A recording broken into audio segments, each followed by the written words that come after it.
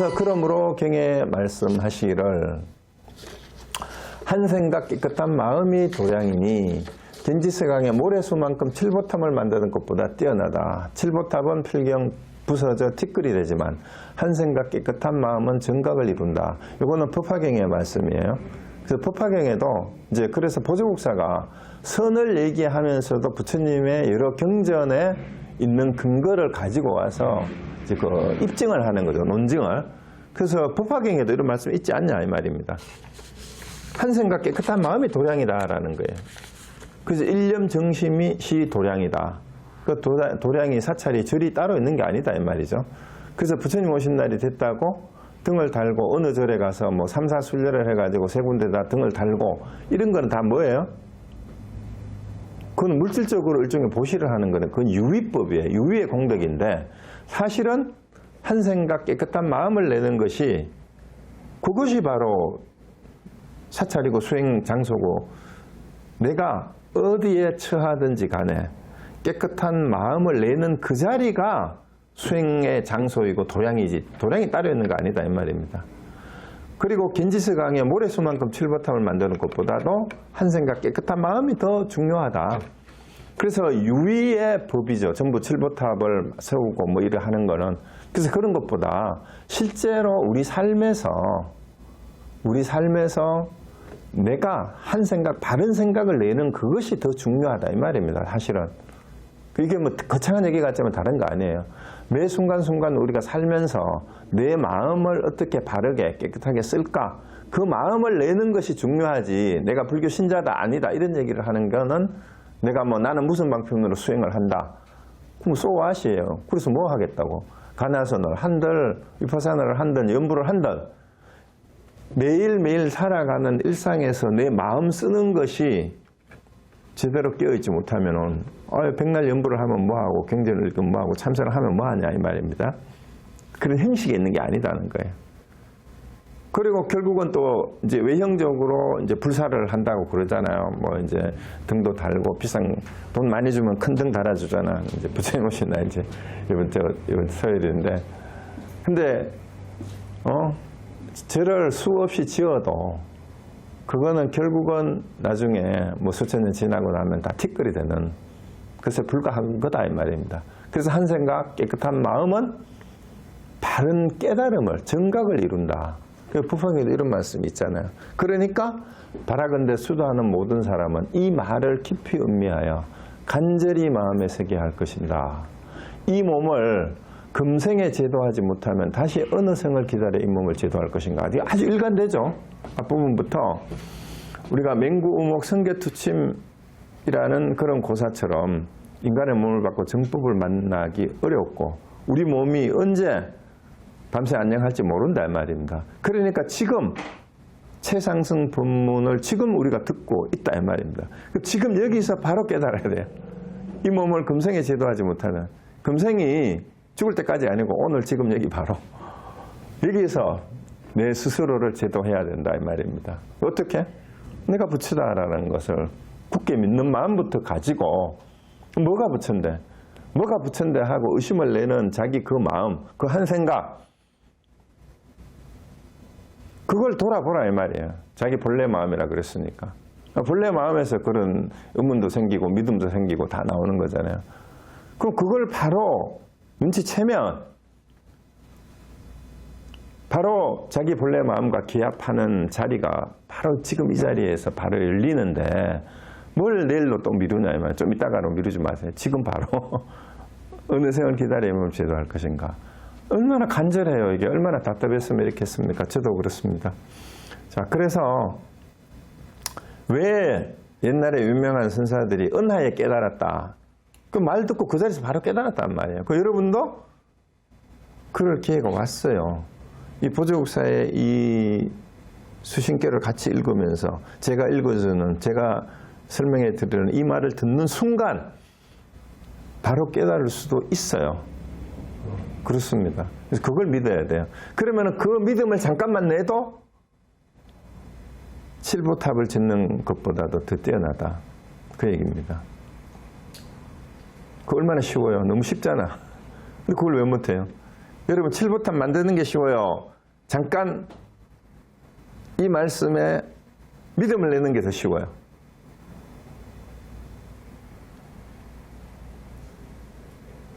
이렇게 쉬운 건데 부조국사가 그러니까 간절히 부탁하는 겁니다. 아무나 못하면 칠보탑을 세워야 될 그런 일을 해야 되는 거면은 믿고 해라는 소리를 못해요. 대부분 오히려 더 못합니다. 그거. 그러니까 잠깐 믿음만 내기만 하면 된다고 그러잖아요. 왜? 한 생각 깨끗한 마음이 도량이니까 이 자리에서 바로 그렇게 하는 것만 못하다. 자, 그 다음 또 봅시다. 언제 이 제도를 해야 될 건가?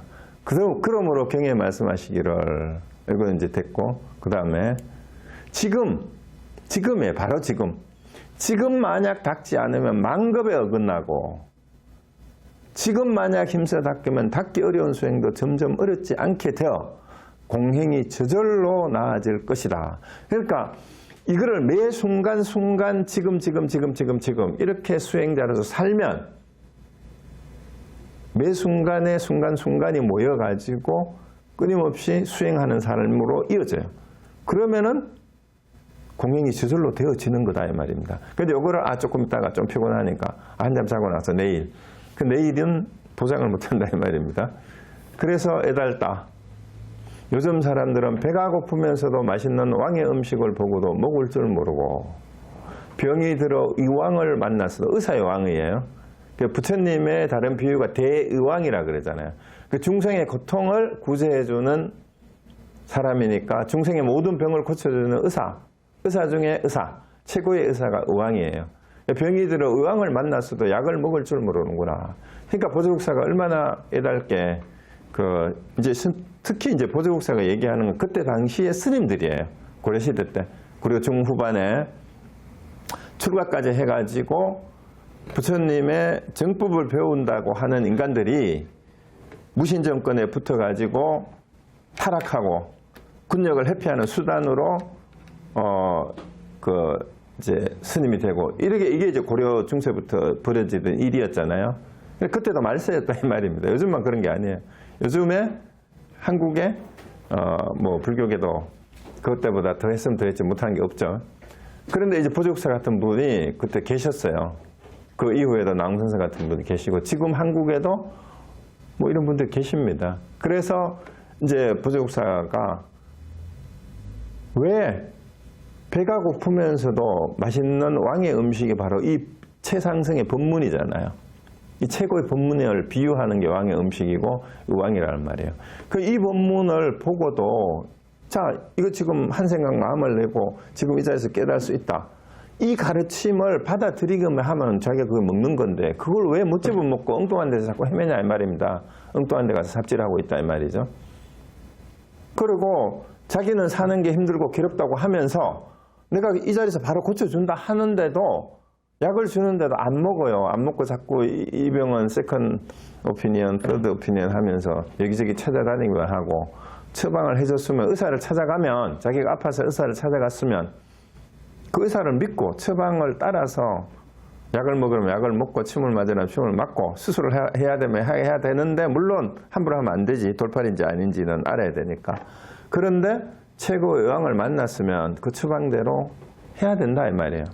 그래서 참으로 어떻게 할까 말하지 않는 사람은 나도 어찌할 수 없다. 이건 논어에 나오는 말이에요. 그러니까 보조국사가 논어까지 읽으신 분이요. 논어를 인용해. 공자가 논어의 위룡경편에서 뭐 똑같죠. 원문 그대로입니다. 불왈여지하자 오미여지하야이라 했는데, 그러니까 어떻게 하면 됩니까? 묻지 않는 자는 나도 어떻게 할 수 없다라는 얘기예요. 이게 부처님이 인연 없는 중생은 나도 어떻게 할 수 없다. 그러니까 부처님을 만나서도 부처님을 떠나요. 법화경에는 부처님이 영산회상에서 법문을 하려고 하는데 이제 비구비구니 5,000명이 일어나서 가버리잖아요. 부처님 말씀 안 듣고.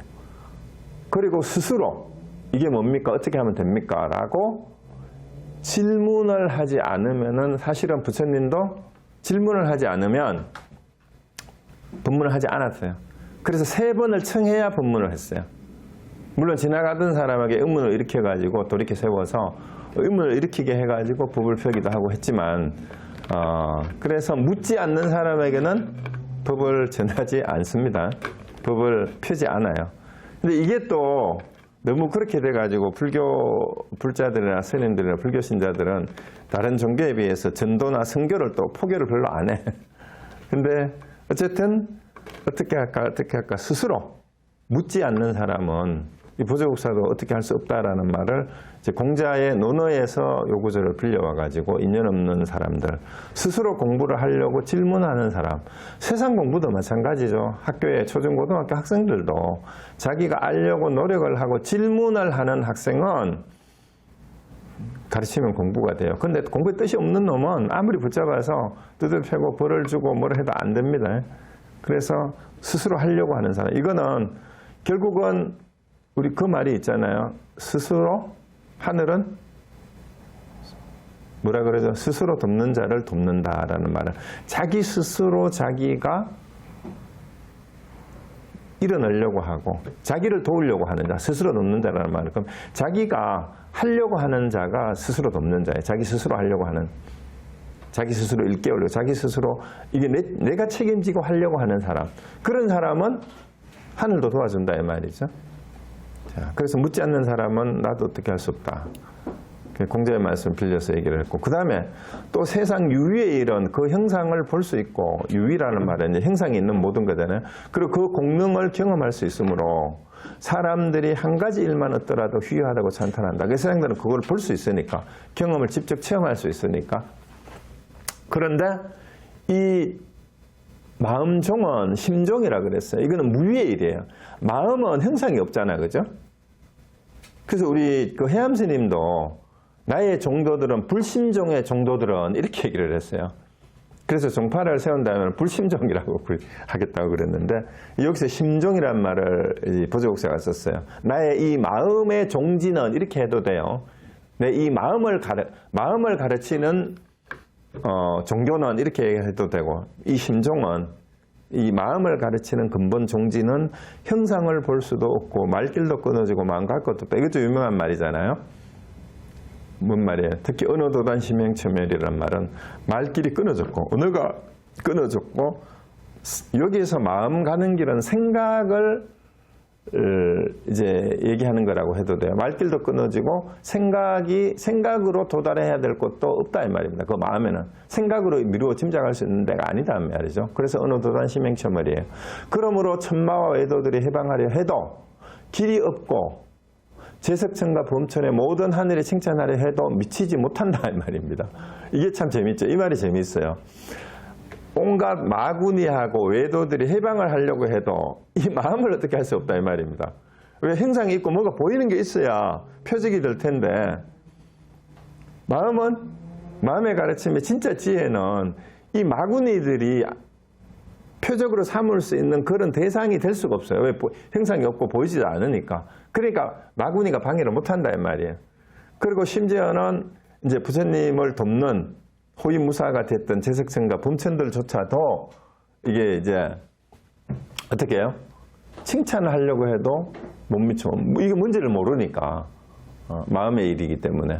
그래서 하물며 범부의 얕은 식견을 가진 무리가 어찌 헤아릴 수 있겠는가. 그래서 세상 사람들이 이거를 제대로 알아듣지 못한다. 그 얘기예요. 그래서 마구니도 능력이 뛰어나잖아요. 그리고 제석천과 범천은 하늘을 다스리는 왕들이잖아. 하늘 세계를. 근데 그런 위력가 있고 위신이 있는 사람들조차도 함부로 못하는 게 이 마음의 깨끗한 마음의 가르침, 최상의 지혜, 이제 반야종지라고도 했고 이제 무상보리라고 하는 이 가르침의 내용이다 이 말이에요. 그러니까 이제 얕은 범부들은 이걸 이거 자꾸 아름아리로 견해를 내 가지고는 이걸 도대체 짐작할 수도 없다 이 말이에요. 어떻게 헤아릴 수가 있겠느냐 이 말입니다. 그러니까 슬프다.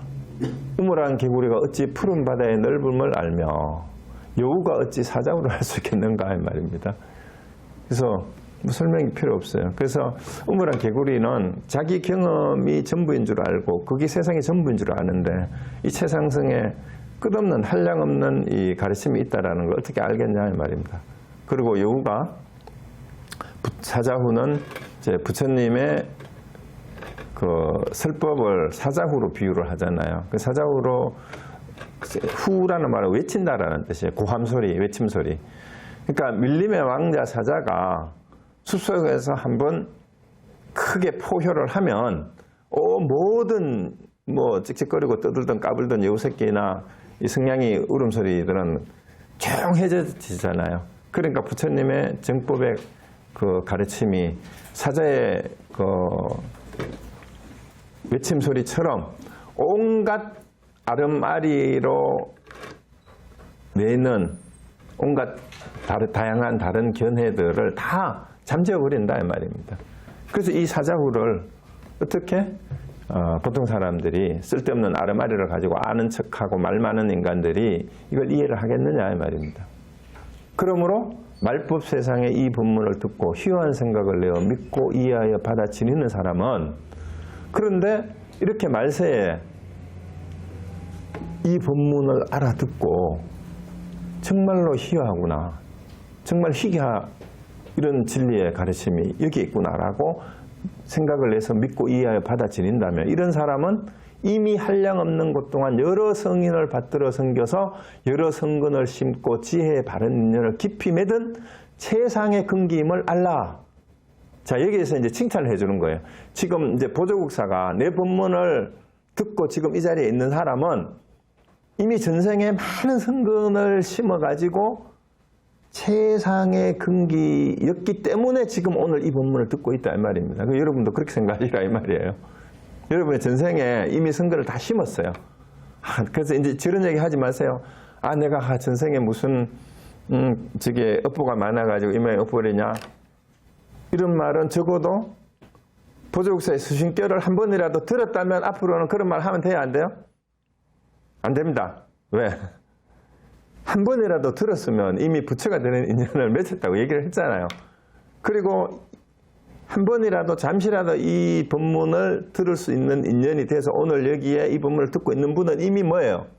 전생에 한량없는 성근을 심어서 이 자리에 온 최상의 근기예요. 누가? 여러분이 모두가. 그러니까 자부심을 가져야 됩니다. 자부심을 가지는 거하고 자존감을 가지는 거하고 자만심을 가지는 건 다른 거예요. 그리고 여러분들이 이미 보조국사의 수신결 강의를 들어보자라고 마음을 냈다면은 최상근기예요, 최상근기. 그러니까 대부분 사람들은 이런 법문에 관심도 없잖아요. 보조국사가 누군데 이런 사람 많잖아, 한국 사람인데도. 수신결이 뭔데? 마음을 어떻게 닦아? 아예 관심 없어. 그런 사람이 더 많아요. 그러니까 극소수, 소수 중에 소수가 여러분들이 맹구, 우목, 성계투침의 확률을 뚫고 지금 오늘 보조국사의 수신결의 법문을 듣고 있다. 그러니까 나 전생에 업보 때문에 못한다 이런 얘기는 생각도 내지 마시라. 이제 그런 말을 하지도 마시고 생각도 일으키면 안 되고, 나는 이번 생에 이 인연으로 인하여 궁극적인 반야의 지혜를 반드시 내가 성취하리라. 지금부터 마음을, 그래서 꼭 그렇게 먹어야 돼요. 그래서 우리가 심리학에도 일반적으로 그런 얘기가 있어요. 자기개발서 같은 데도 보면 긍정적인 사고와 부정적인 사고를 하는 사람들이 있는데 똑같은 걸 보거든. 우리가 흔히 하는 말로 물 반병에 있으면 소주 마시다가 반병이 반병밖에 안 남았네 하는 사람이 있고 아직 반병이나 남았네라고 하는 사람이 있잖아요. 똑같은 걸 두고도. 근데 그보다도 우리 인간이 좀 그렇게 생겨 먹었는가 봐요. 어떤 현상에 대해서 처음 어떤 현상을 만나면은 세상 사람들의 평균 70%의 사람이 자꾸 부정적으로 생각을 한대요. 야, 이거 힘들 건데, 이거 어려운데, 이거 안 될 건데 라고 못하고 안 되는 핑계거리나 변명을 먼저 찾는 사람이 70, 80%는 안 된다라는 쪽으로 변명거리를 먼저 찾는데요. 근데 어느 학자가 그거를 장애적 사고라고 해요. 장애. 어떤 상황에 처해서 어떤 문제에 봉착을 했어요. 야, 이거 안 되겠다. 힘들겠다. 이렇게 생각하는 사람들이 70%인데 이게 장애적 사고래요. 그런데 장애적 사고가 아니라 이제 이것을 긍정적인 사고로 문제 해결식 사고를 하는 사람은 변명거리를 찾는 것이 아니라 어떻게 이 문제를, 이 난관을 극복할까 하고 방법을 찾는 사람이 기획적 사고를 하는 사람이래요. 그 여러분들은 장애적 사고를 더 이상 하지 마세요. 장애적 사고방식이 바로 앞에서 보조국사 얘기하면 태굴심을 가지고 물러나는 사람이에요. 그리고 무슨 일을 만나면 그거 안 돼라고 부정적인 의견부터 먼저 피력하는 사람. 아, 나 이거 잘 몰라요. 나 이런 거 해본 적이 없어. 인생은 살아보고 사는 게 아니에요. 매 순간이 처음 사는 거예요, 원래. 그러니까 일단 한번 해보자. 내가 처음 보고 잘 모르는 거지만 앞에 사람들이 했는 분들이 부처님도 했고 부조국사도 했다니까 그럼 나도 한번 해보자. 어떻게 하면 될까? 앞에 나왔잖아요. 공자도 그랬잖아요. 어떻게 하면 될까? 어떻게 하면 될까라고 물어보라는 거예요. 보조국사는 그럼 어떻게 했지? 이렇게 생각하는 이제 기획적 사고방식. 이게 긍정적 사고방식이에요. 그래서 최상의 근기는 장애적인 사고를 하지 않습니다. 그래서 앞으로 최상의 근기가 되려면 좋다. 한번 해보자. 정면 돌파를 해보자. 이렇게 덤벼야 됩니다. 그래서 금강경에도 그러므로 금강경에 이 구절에 능히 신심을 내는 사람은 이미 한량없는 부처님 처소에서 온갖 선근을 심은 사람을 알라. 그 여러 경전에서도 벌써 이런 얘기를 하고 있잖아요. 그죠? 이 부처님 처소에서 선근을 다 심었어요. 여러분들은. 이미 이 보조국사의 이 가르침에 대해서 마음을 내고 뭔가 가슴 두근거리는 사람은 여러분이 이미 최상승의 근기다. 또 대승의 마음을 낸 사람을 위하여서라며 최상승의 마음을 낸 사람을 위하여서란다. 이렇게 말씀하셨잖아요. 그래서 이 말을 그대로 믿고 지니고 그대로 실천하면 돼요. 그 다음 자 원컨대 도를 구하는 사람은 겁내거나 약한 마음을 내지 말고 겁먹지 마라 이 말이에요. 내가 부처다. 그리고 부디 용맹스러운 마음을 낼지니라. 그 사자와 같은 내가 밀림의 왕자다. 온갖 여우들이 승냥이들이 아무리 짖고 떠들어도 나는 거기에 혹하지 않고 그 있잖아요. 그 술타니 파타에도 나오잖아요. 소리에 놀라지 않는 사자와 같이 그 물에 걸리지 않는 바람과 같이 연꽃에 물들지 진흙에 물들지 않는 연꽃과 같이. 그러니까 그게 뭐예요? 소리에 놀라지 않는 사자는 아까도 말씀드린 사자는 온갖 다른 잡짐승의 울부짖는 소리에 사자는 미동도 안 해요. 그러니까 토끼 새끼나 이런 거는 늑대나 여우 소리나 승냥이 우는 소리만 들어도 겁이 나잖아요. 그런데 사자는 그런 소리에 끄떡 안 해요. 그 사자는 한번 짖으면 오히려 딱 잠자고. 그런데 그 용맹함만 있으면 안 되고 장에 어떤 그물에도 걸리지 않는 바람은 형체가 없잖아요. 바람은. 근데 조그만 구멍만 있으면 바람 뚫고 들어가요. 어떤 장애도 막지 못하는 게 바람과 같이 형체가 없는 거죠. 근데 바람은 솔솔 불기도 하지만 이게 크게 불기 시작하면 바다도 뒤집고 세상을 뒤집어 버리잖아요. 태풍이. 그런 유연함 속에서 나오는 힘이 그물에 걸리지 않는 바람과 같이. 그 다음에 세상에 우리가 세상 속에서 함께 살잖아요. 그게 진흙탕이란 말이에요. 온갖 권모술수와 온갖 갈등과 이해관계가 얽혀가지고 사는 게 우리 세상살이인데 그걸 진흙으로 표현했는데 근데 그 진흙이 떨쳐버려야 될 게 아니에요. 연꽃은 그 진흙 속에 뿌리를 내려서 진흙 속에 있는 것을 양분으로 빨아들여서 아름다운 꽃을 피워내요. 그럼 우리가 세상살이에 살아가면서 세상살이에서 온갖 이해관계나 갈등, 근무술수 이게 나를 키우는 그름이에요. 그걸 회피할 필요가 없어요. 세상살이가 힘들어요? 어려워요? 그게 나를 성장시키는 그름이에요. 진흙이에요. 근데 나의 본래 마음은 그 진흙에 물들 수가 없어요. 연꽃처럼. 그렇게 무쇠의 뿔처럼 혼자서 가라. 내가 책임져야 되는데 다른 사람이 하는 게 아니라.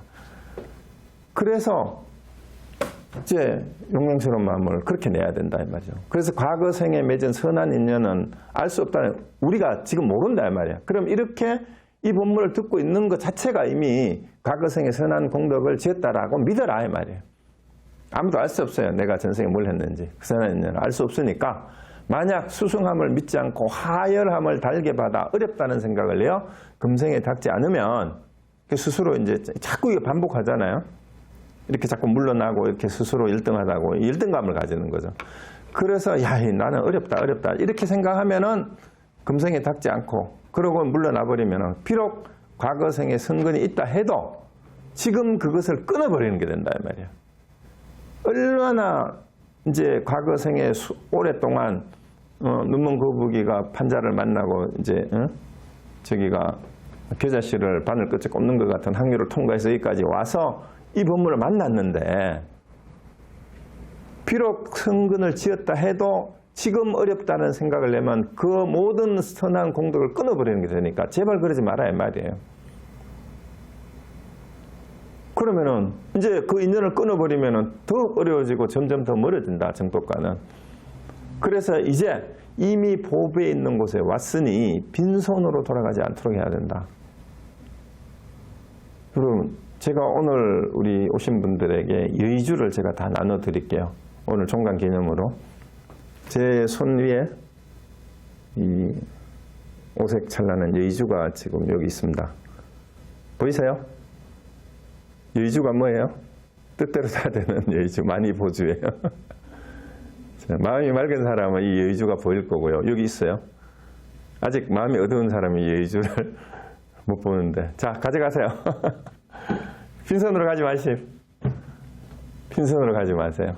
자, 한 번 사람의 몸을 잃으면 만급에 회복하기 어려우니 청컨대 부디 삼갈지니라. 그 사람 몸 받기가 얼마나 어렵다가 앞에 나왔잖아요. 그지? 어찌 지혜로운 사람이 보배가 있는 것을 알고서도 그것을 구하지 않다가 오래도록 외롭고 가난함을 원망하겠는가. 우리 부파경이 그 비유하고 같죠. 친구가 자기 안주머니에 보배를 넣어주고 갔는데도 자기가 보배를 지니고 다니면서 보배를 지닌 줄도 모르고 계속 거지로 살아가고 있었다라는 그 비유 아시잖아요. 그것처럼 여러분 안에 여러분의 본래 마음이 바로 부처고 반야지혜예요. 근데 그것을 왜 바로 깨달으려고 하지 않고 왜 중생으로 오랫동안 계속 살아가려고 하느냐 이 말. 그것만 개합하면 여러분 부처인데 왜 중생의 삶을 살아가냐 이 말이에요. 그래서 만약 보배를 얻으려거든 그 가죽 주머니를 놓아버려라. 가죽 주머니가 뭐예요? 가죽 주머니는 몸뚱이입니다. 몸뚱이. 자, 그런데 여기서 여기서 말하는 보배는 무상보리 있고 그 다음에 반야의 지혜죠. 그리고 본래 마음이에요. 근데 이 본래 마음을 얻으려면 가죽 주머니를 버려라 이러니까 몸을 버려라. 몸을 내려놓아라 이러니까 그럼 죽어야 되겠네. 어떻게 해야 돼요? 자, 가죽 주머니가 몸뚱인데 지금까지 우리는 이 가죽 주머니가 몸뚱이라고 하지만 외형적으로 드러나 있는 이 몸뚱이로 비롯된 나를 진짜 나라고 착각하고 있는 그 집착이 바로 가죽 주머니를 잡고 있는 거예요. 여러분이 나다라고 했을 때 여러분이 자기를 소개하라고 하면 어떻게 얘기를 해요? 젊어서 자기 이름 얘기하죠. 그 다음에 나이 얘기하죠. 그 다음에 어디 고향이 어디고 뭐 어떻게 살아왔고 경력을 이력서를 얘기를 하잖아요. 학교는 어디 나왔고 직장에서 무슨 일을 하고 있고 이게 전부 가죽 주머니에 부수된 이름일 뿐이에요. 그죠? 내가 이름이고 직업이 뭐고 그 얘기 전에도 그 장례 교수가 썼던 얘기 그거 했잖아요. 누가 죽어서 저승에 갔는데 저승사자가 인정신문을 하는데 Who are you라고 물으니까 이제 그 여자분이 뭐라고 대답했다 그래요? 나는 누구누구 엄마다. 그 여자는 자기 이름도 잊어버리고 누구의 엄마로 살아요. 그렇다 그 이름 말고 엄마 그거 말고 네가 누구냐 이러니까 이제 나는 교사다. 그 직업을 또 얘기를 해. 근데 그것도 말고 네가 누구냐 하니까 그 다음에 나는 미세스 누구야. 누구의 남편이야. 참 누구의 와이프야. 그것도 말고 네가 누구냐 하니까 그제서야 메이든 네임을 얘기를 하니까 이제 친정의 부모가 붙여서 그 이름도 말고 네가 누구냐 이러니까 이제 더 이상 할 말이 없는 거야. 그러니까 이 가죽 주머니는 그렇게 이름 붙여진 그런 거예요. 그래서 그걸 나라고 착각했던 그걸 놓아버리라는 얘기죠. 그걸 나라고 착각했던 거. 자, 그걸 놓아버리고 나면 그 가죽 주머니가 몸이라면 내 몸 안에 마음이 어디가 있어요? 몸과 마음이 따로 있어요? 내 몸이 없어지면 가죽 주머니를 해체해서 몸을 갈격하게 찢어버리면 마음이 나타납니까? 그 보배가 내 안에 있는데 그게 뭐 심장을 도려내면 거기 있을까요? 머리에 뇌를 해부하면 거기에 있을까요? 그러니까 이 가죽 주머니라고 여기는 얘기를 했지만 그 몸과 마음이 살아서 내가 움직이고 말하고 듣고 있는 이 움직이고 가고 있는 그거, 몸뚱이도 죽으면 마음도 없어요. 작동을 못하니까. 그것이 바로 본래 마음이고 그것이 보배, 지혜의 보배인데 이걸 알고 나면 내 몸뚱이는 뭐예요? 그런 보배를, 그러한 지혜를, 그런 정법을 싣고 다니는 법당이에요.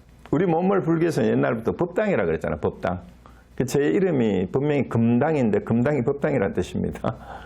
그래서 여러분 각자의 몸은 법당이에요. 근데 이 법당을 겉으로 법당 안에 있는 자기 본래 마음을 움직이고 있는, 본래 마음을 감싸고 있는, 또 본래 마음이 이렇게 드러내고 있는 것이 법당이라는 걸 알지 못하면 겉모습의 몸뚱이를 나라고 착각하고 집착하는 데에서 빠져나오지를 못한다라는 거예요. 그래서 보배를 얻으려면 그러한 외형적으로 규정된 나, 내 이름이 뭐고 내가 몇 살이고 남자고 여자고 사회적인 직업이 뭐고 이거를 다 벗어버려야 그래야 그 보배를 얻을 수가 있다. 그게 아니다 이 말이에요. 그거 벗겨버리고 온갖 이름도 다 벗겨버리고 그러면 이제 오늘 이 부분이 결론이에요. 마지막입니다. 내가 지금까지 살아오면서 여기까지 온 것은 온갖 성근을 심은 거다라는 생각을, 그런 믿음을 가지고 이제 때가 왔다. 이 보배를 내가 오늘 빈손으로 돌아가지 않겠다. 내가 수신께를 지금 10번째 강의를 들었는데 마지막에 부처국사가 얘기했잖아요. 이미 보배에 있는 곳에 왔으니 빈손으로 돌아가지 않도록 해야 한다. 그럼 어떻게 하면은 빈손으로 돌아가지 않을까? 이 재밌는 타타타라는 김국환 씨의 노래를 한번 듣고 제 강의를 끝내고 노래를 듣고 난 뒤에 이제 질문을 받도록 하겠습니다. 자, 김국환의 타타타는 우리 타타타 산스크리트에서 온 거예요. 타타타. 이거는 작사를 양인자 씨가 하셨죠. 그리고 이제 부부잖아요. 김희박 선생이 작곡을 했고, 그래서 두 분의 양인자 선생이 김희박 선생님하고 두 분이서 인도 여행을 하고 양인자 선생이 쓴 시래요. 이 작사를 했대요. 그 타타타가 뭔 뜻이냐면 여여라는 뜻이에요. 우리 한자로 번역하면 늘 그러하다라는 뜻입니다. 타타가타 할 때 우리가 늘 열애라, 열애여거라 그러잖아요. 늘 그러하다라는 뜻이 이제 이 타타타인데, 그래서 두 분이 양인자 김미갑 선생 부부가 인도 여행을 하고 이제 양인자 선생이 이 시를 썼는데 거기에 곡을 붙인 노래인데, 이걸 원래 가수 조용필한테 줬더니만은 뒷부분에 후렴 부분에 아하하하 으하하 하고 웃는 그 구절이 너무 무서워가지고 조용필이 안 부르려고 그랬대요. 그래서 김국환 씨한테 갔는데, 이것도 이제 어떻게 히트를 쳤냐면, 여러분 기억나실지 모르겠어요. 드라마 보신 분들은 한국에서 김혜자 탤런트 김혜자 씨가 주연했던 사랑이 뭐길래, 그 딸하고 딸이 누구더라, 하이란가 누구였지? 그런데 거기에서 이 김혜자 씨가 시간만 나면은 드라마에서 틀어놓고 듣던 노래가 이 타타타였는데, 그게 공전의 히트를 치면서 이제 알려진 노래인데요. 이 내용이 불교의 내용하고 똑같아요. 보면. 근데 우리 양인자 선생이 쓰신 이 시가 사실 우리 불교의 깨달음을 노래한 것 같아요. 그래서 우리 수신께 내용하고도 너무 비슷한 게 많죠. 네가 나를 모르는데 난들 너를 알겠느냐 했고, 그 한치 앞도 모두 몰라 다 안다면 재미없지. 전생의 인연을 우리가 알 수 없다 그랬잖아요. 그리고 우리가 내일 어떻게 될지 알 수가 없어요. 그래서 이 해탈하는 사람이 사는 방법은 바람 부는 날은 바람으로 살고 비 오는 날은 비에서 살지, 그게 삶인데, 제일 재밌는 게 뭐냐 하면은 산다는 게 수지 맞는 장사라고 이렇게 가사를 써놓고, 알몸으로 태어나서 옷 한 벌은 건졌지 않소 이렇게 얘기를 하잖아요. 여러분 알몸이 뭘까요? 여러분? 그리고 옷 한 벌이 뭘까요? 그래서 우리가 태어나서 여러분, 옷 한 벌을 물어보니까 이거 뭐 정답은 없겠지만 여러분들한테 여러분들이 태어나서 건진 옷 한 벌, 그러면은 지금 내가 입고 있는 옷? 아니면 현재 나의 타이틀? 지금까지 내가 살면서 이렇게 해놓은 그거? 근데 사실은 가장 궁극적인 옷 한 벌은 알몸이죠, 알몸. 내가 건진 알몸이 옷 한 벌이에요. 그러니까 태어나는 순간 건진 게 뭐예요?